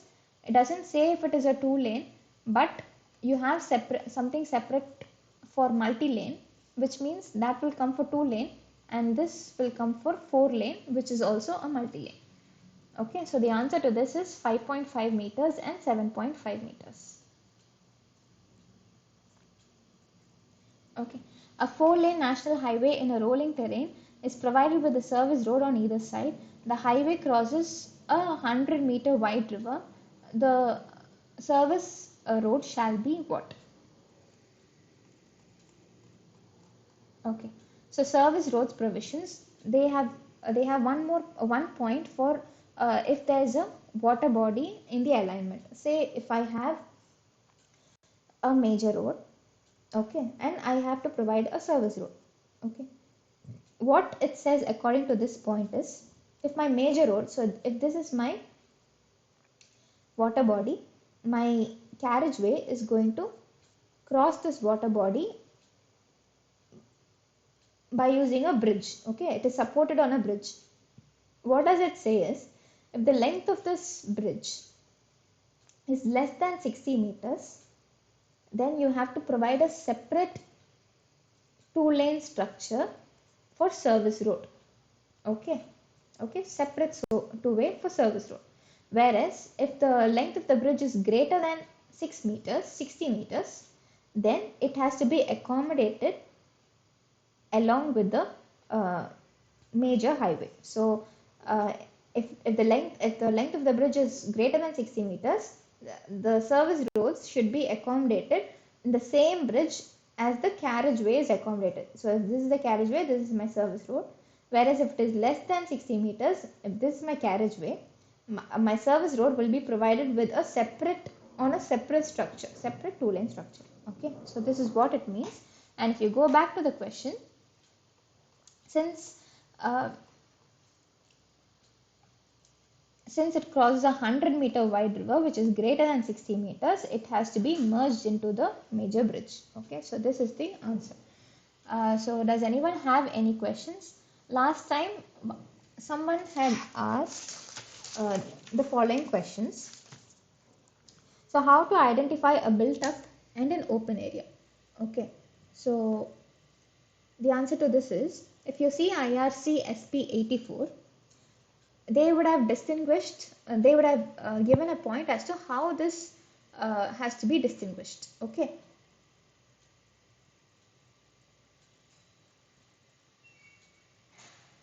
Just a second.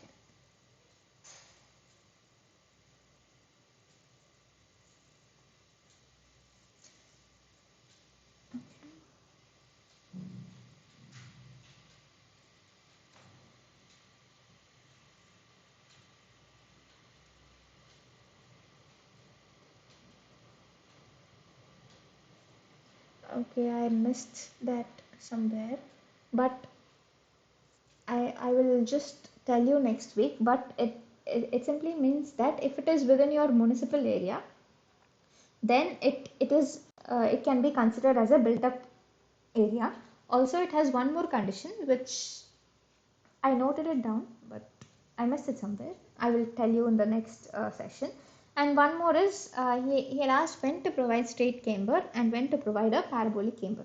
So parabolic camber, usually parabolic camber is preferred, and it is usually preferred on roads which on roads which have fast moving vehicles. Okay, so there's no hard and fast rule as to when you should go for straight camber or when you should go for parabolic camber. It depends on on many factors, and one main factor is it should be provided on highways which have fast moving traffic, fast moving vehicles. Okay, so this is what I wanted to tell you. If you have any more doubts, you can ask me. If not, we will end the session. Question number 7. Huh? Hello. Yeah, the question number 7. 7. Yeah, that is, I'm unable to understand how you are converting the 2000 student class LOSD to this one.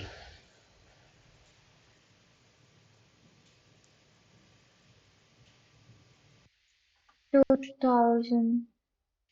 Yeah, because it is given hourly pedestrian flow of 2000 Yeah. per 22 meters. Because you are told some conversion factor 50%, converting to the level C 70%.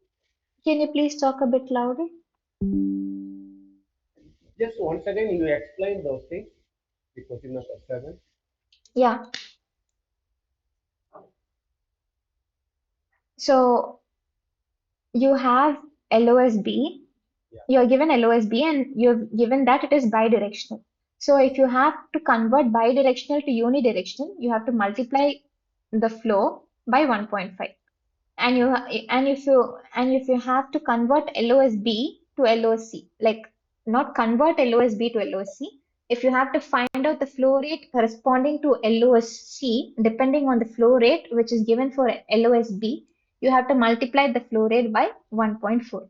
Okay, so at each point, say for LOSC, now they've asked for LOSC, so this 2000 you will multiply it by 1.4 to convert LOSB to LOSC. Now the next is they've asked for unidirectional sidewalk. Here what they've given is for bidirectional sidewalk.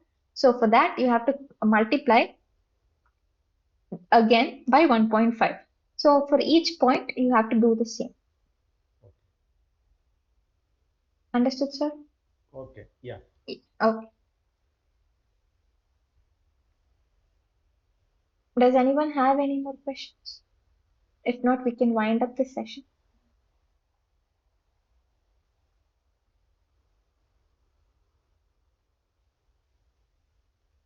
Yeah, so thank you. We will meet next week.